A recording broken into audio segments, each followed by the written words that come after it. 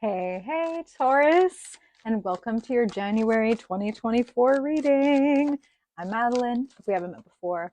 Very excited to get into the story of your month, which we will do as always by pulling a tarot spread, and then we will cap off your reading by pulling a couple cards from the Star Codes Astro Oracle deck to get a little guidance from Spirit about how to proceed. So I hope 2024 is being kind to you so far, Taurus, whenever you're watching this video.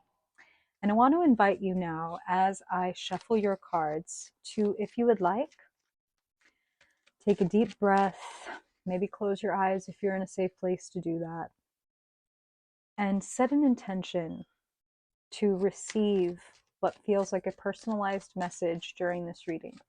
Maybe there's been something going on in your life that you've wanted clarity about, and you want to bring it to the top of your mind or the bottom of your heart in this moment and ask Spirit for that clarity or that sense of new direction. Okay? Okay. So, Spirit, we want to know, what is the energy surrounding Taurus in the month of January in 2024? What do Taurus people need to know about themselves and the world around them for their highest good? Taurus Sun, Taurus Moon, Taurus Rising, and Dominant Faults Spirit. What's going on with Taurus, and what do you want to show them for their highest good, for their contentment, joy, fulfillment, security, abundance, ease, love? Spirit, what do you want to share with Taurus? What do you want to tell them about what is going on around them for their highest good? How can Taurus make the very most of January 2024?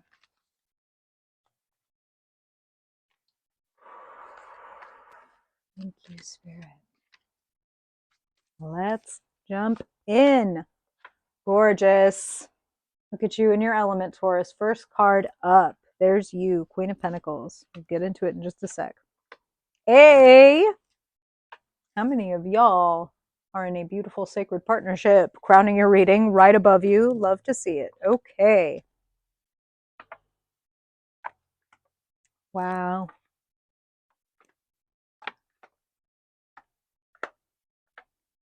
And what about it?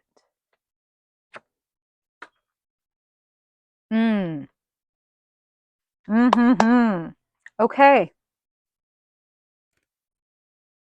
Very powerful reading, Taurus. Very powerful. So, as I said, the center of your reading, you show up as the Queen of Pentacles. Important to note, you may have heard me say it before, Queen and King, nothing to do with sex or gender, everything to do with personality type. Kings demonstrate, queens emanate. You could think of it like that. A queen is much more concerned with her internal processes. A king is much more concerned with letting everybody see and know, showing the world what it is that they are, like, master of their craft. So Queen of Pentacles, she's the queen of money. She's the queen of resources and resourcefulness. She's, the one who is able to take that dollar and stretch it into 10, she's very nurturing. She's great at helping other people cultivate their own skills, their own sense of worth. The Queen of Pentacles also rests in her own value. My presence is enough. That's what Spirit is saying.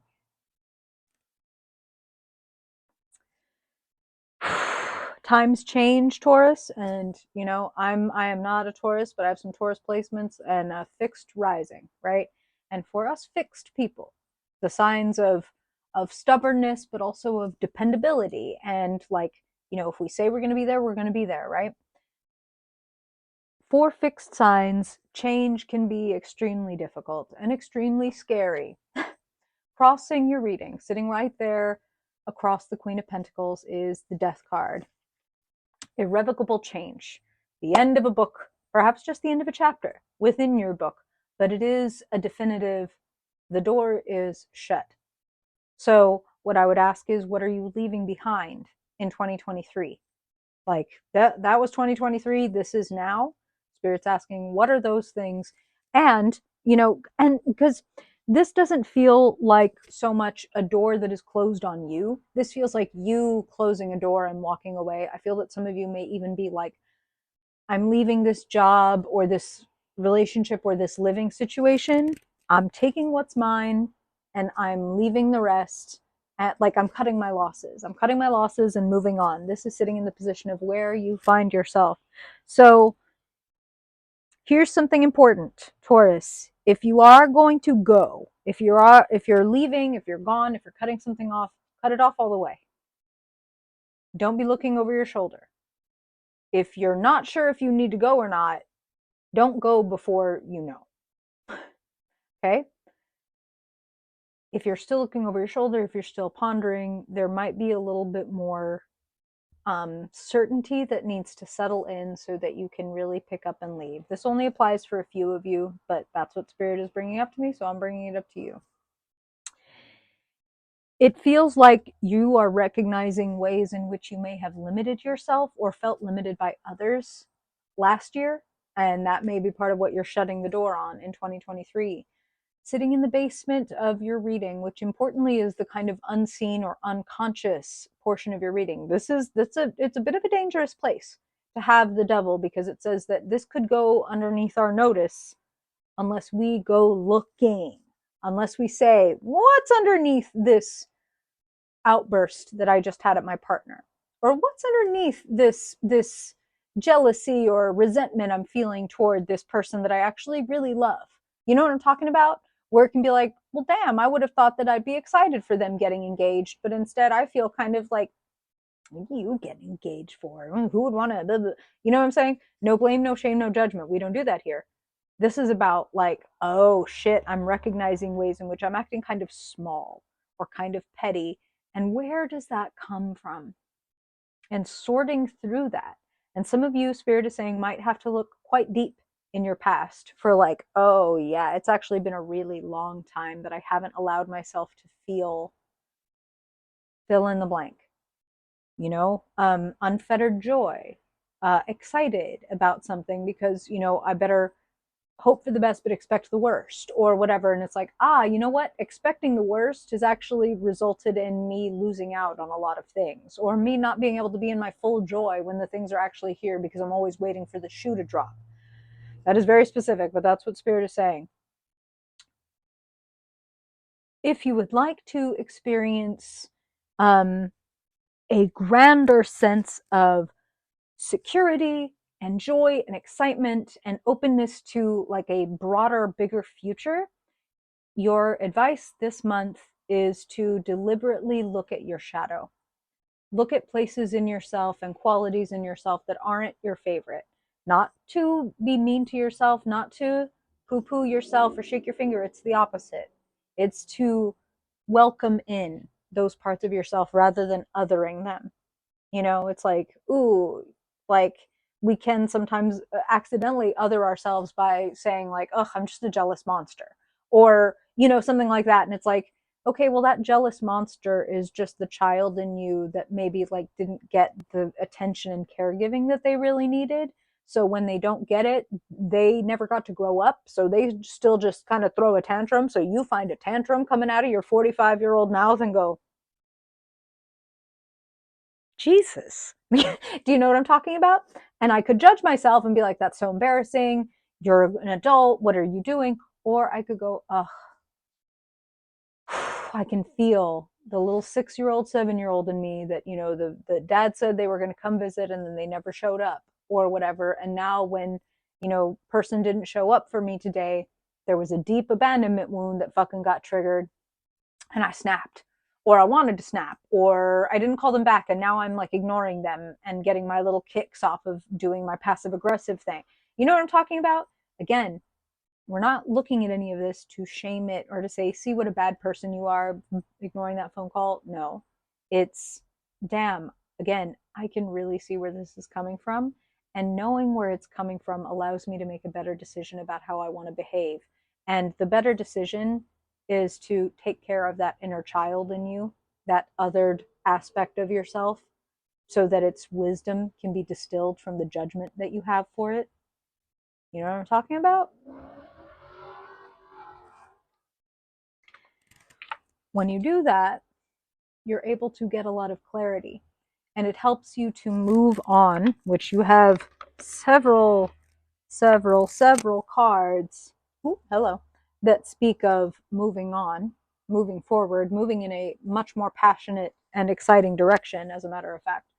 But you have multiple cards for moving on, and specifically, these sword cards are about being able to drop armor that is weighing you down, drop psychological shields that are weighing you down, um, process, integrate, and let go of old baggage, like being able to actually finally mourn something so that ironically you can be done with it. Like maybe you've been avoiding mourning something or recognizing something, and it's like the irony is you're still carrying this thing around you because it needs your attention and it's never going to let you go. You know what I mean? The only time that it quote unquote will let go is because you turn and you look at it and you say like, wow, there's a part of me that's been really sad or unsatisfied or lonely or whatever for a really long time. Let me bring this in, because maybe I can't solve all of its needs and fears in this moment, but what I can do is say, oh, you're not alone. I'm so sorry that I have made this addicted part of me, or this like relationally stunted part of me, or whatever, the enemy or the other, when really this is just a part of me that really needed my love the most. You know, and I don't know if any of you are teachers or social workers, but what Spirit is saying is, you know, like how the kid in the class that behaves the worst is probably the kid that needs the most love. Stuff doesn't come from nowhere. That's the devil, is like, what's in the basement? What's in the basement in the dark making the creepy sounds that like lots of us would rather just shut and bolt that basement and never go down there and try to stay in the house and keep all the lights on and never get, you know? It's like, but at night, when all the lights are off and you wake up at 3 in the morning, you're gonna hear that creepy sound coming from the fucking basement until you go down there and tighten shit up. You know what I'm talking about? You have support, Taurus, crowning your reading. King of Pentacles. Beautiful. Partnership. For many of you, this will be a romantic partner. For others of you, this is just somebody who's like, you know, this could be like a sibling. This could be a creative or business partner that's like, we work great together. Like we are on the same wavelength. But in any regard, it feels like you have a partner. You have someone that sees you, appreciates you, and I want to say that as much as that is true, your independence and you looking into you and taking care of you seems very highlighted here. So it's like this partner, this person, this is wonderful. And if you're not partnered and you don't know who this is, don't worry. This person is probably going to turn up or show up for you at some important point during the month. But it feels like even with this support system that you have, look at the future. 9 of Pentacles. You standing proudly on your own 2 feet, going, look at what I have been able to do. I am pretty fucking amazing.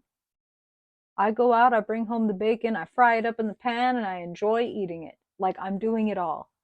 And I'm amazing. And I'm finally giving myself, and that's what I'm hearing, I'm finally giving myself some acknowledgement for what I've been able to do for myself. Because the 9 of Pentacles is all about us, independent. Again, doesn't say that we don't have partners and supporters, but it's like, okay, yes, and I want to give myself my own appreciation for how far I've come and what I've been able to accomplish. So there also does seem to be the availability for this feeling of like, I've done it. I've made it. I'm pretty fucking amazing. Also, you have a fantastic ally in the wings. This Queen of Swords is sitting in the position of who or what is around you. So who do you know, Taurus, that is really smart, really sharp, really clear, like fucking laser vision, like X-ray, like I see right through that shit. You know what I mean? Like this is a person that if you are not sure what's happening in a situation, this is the person that you think of for like, who do I want to talk to about this? This person. This person's able to like connect dots and look at from many different perspectives and be able to put something together They may even literally be an air sign, Aquarius, Gemini, or Libra, where it's like this person's very intellectual. This person is very good at calculating, strategizing, that kind of thing. Who is that for you? This person may be able to help you. Spirit actually just said very loud and clear therapist. So for some of you, this person's like a literal therapist where it's like they're helping you gain perspective and like, oh, well, isn't it funny that you just said that? Because when you were talking to me about your mother 3 sessions ago, you used that exact phrase or whatever that helps you go like, oh my God, I didn't even realize that I was chaining myself to the block of this, the double card thing, right? Hopes and fears. Every card has a double face. What we hope for is inevitably attached to something that we're deeply afraid of because we want this real bad. So going without it seems scary. So a surge of excitement and passion and renewed, like Spirit's talking about like renewed excitement. So maybe there's been like a little bit of a lull or a little bit of like, I wasn't trying to go in this direction. How did I end up here? And suddenly it's like things light up and you light up is actually what I'm hearing. It's like, oh, it's like a fire gets lit underneath you and you feel like going somewhere and you've got energy and excitement to move in a new direction. Perhaps it's even coming on the heels of some recognition of other people being able to see what you've been able to do and you get a new opportunity based off of that. That's what I'm hearing. Now, sitting in the key position, more swords. You had the 6 and the 7. And then we have a third card here that I'll pull up in just a second. But in the key, I kind of alluded to these things before. How are you breaking your own heart? What kind of harsh words or judgments are you passing on yourself or on other people that are now, it's like maybe you've judged somebody for this thing in the past and now you're in that position. That's what I'm hearing for some of you, where it's like, I don't know why like Spirit is saying this specific, but this is what they're saying. So if this happens to resonate with you, I just want you to know that Spirit loves you and sees you.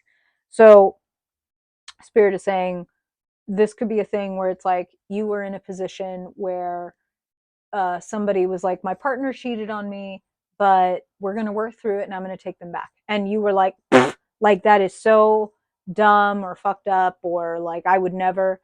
And then you get into a situation where there's like a similar, like maybe there's some kind of like somebody does you a little bit wrong, but you're like, oh my God, but I don't want to let them go. And that creates all this fucking static because it's like, but I've told other people that that was a stupid thing to do or dumb or blah, blah, blah. And now I want to do it and blah. Fucking free yourself from these judgments. Don't break your own heart. Don't other yourself. All of us have aspects of ourselves that are not our favorite or that are not us at our best. Rejecting those parts doesn't make them less, it makes them stronger. Period. Bringing them in, looking at them, talking with them, engaging with them, taking them to a therapist, and like as a matter of fact, like these are the things that can actually help us integrate and welcome back in these wells of power in ourselves that get cut off when we cut off pieces of ourselves. Yeah, we cut away. Ooh, I feel a little less anxious because I'm not bringing that little 8-year-old girl inside me, but also I lost a whole bunch of creativity and like joy for life. You know what I'm talking about? So bringing her back into the room, yes, I go through some pain as I sort through what she had to go through or what she has had to go without because I've been ignoring her for 30 years or whatever. And I get back all of this creativity and all of this innocence and all of this joie de vivre, this joy for life, this passion. And it opens my heart. It moves me. Spirit is being very punny because the Knight of Wands, like you had before, and this Knight of Cups, these people are in transition. These people are in motion. I'm going to allow myself to be moved. And that's a strong thing for a Taurus to do, for a bull to allow themselves to be moved. You know, some people might attribute that to like, oh, it must be weak if it allowed itself to be moved when the opposite is fucking true. I said I let myself be moved, okay? I'm a fucking bull. Ain't nobody just gonna casually move me anywhere. I let myself be moved because that is what is the brave thing to do. Okay? Okay. Money looks fantastic. Looks like you are going through a bit of a metamorphosis. You have support from different corners. You're allowed to change. You're allowed to grow. Now, let's pull a couple of cards, a couple of star codes, Spirit, for Taurus. What do you want to share with Taurus to help them move through January better? Wow. Love it. So, first card up, Neptune, keyword, vision. And then your second card is the fifth house, passion. The fifth house is the house of creativity, playfulness, games, personal expression. It's very this, very that. Passion and vision. And you know, I could just put these two together, because here's Neptune and here's passion. You've got your own back. That's what Spirit says as I look at that. When you maintain your vision and your passion, you will have your own back. How about that, Taurus? How about that shit? How does this sit with you, Taurus? Do you feel anything? Is anything coming up for you as you hear this reading? If you have questions, stories, comments, I love to hear them. As always, if you ever want to get a personal reading, all the ways to do that are in the box below. I really appreciate you being here and hope this helps you have a more wonderful and magical month, Taurus. And if I don't see you before then I hope I will see you in next week's reading. Bye-bye.